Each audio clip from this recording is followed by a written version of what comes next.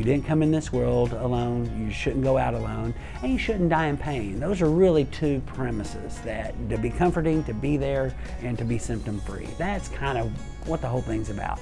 Our mission at Crossroads is to be at the forefront of the hospice industry, to continually change and be innovative and push and be the leader of the industry. And I think we've done that, quite honestly. Look at me.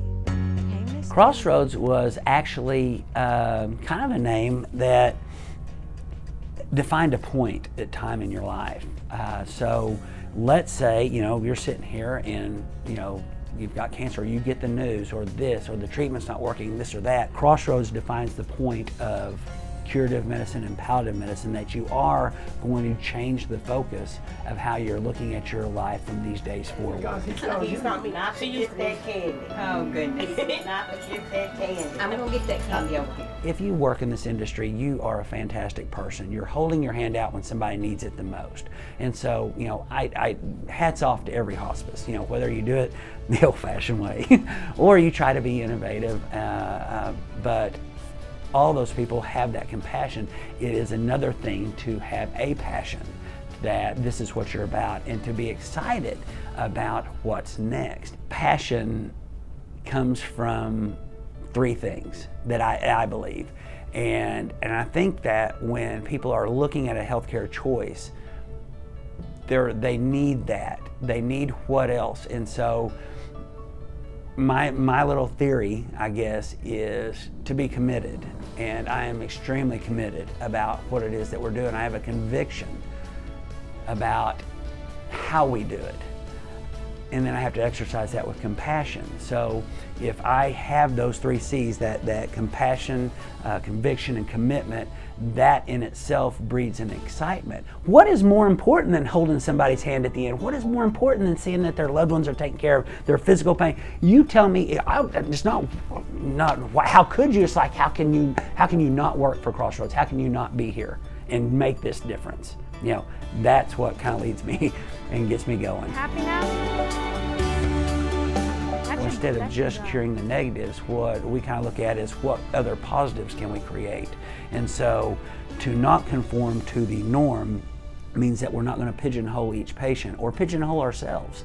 So it's either, I can look, and if they come with a hospice or come with Crossroads, they're looking much more at, what can I do to the quality of these days?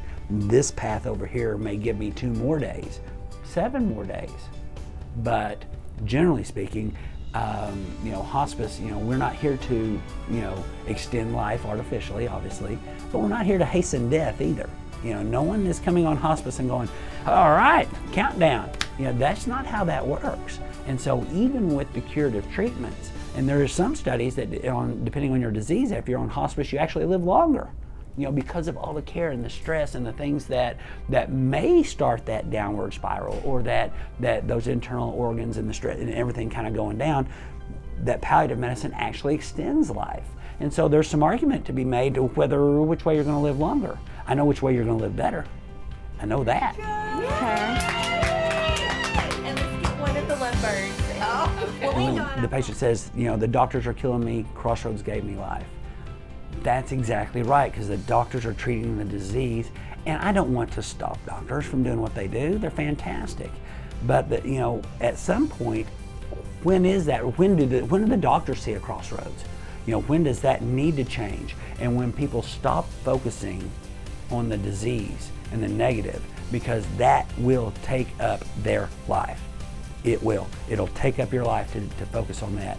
So when that focus is gone and it's all about your life now, it feels like almost a rebirth, almost a, wow, there's my daughter. Did I tell you why I loved you? And and just all the things of being able to say and review your life. Everybody just wants a couple of things. They want the people in their life to know that they love them. The people they love, they want to know that they love them.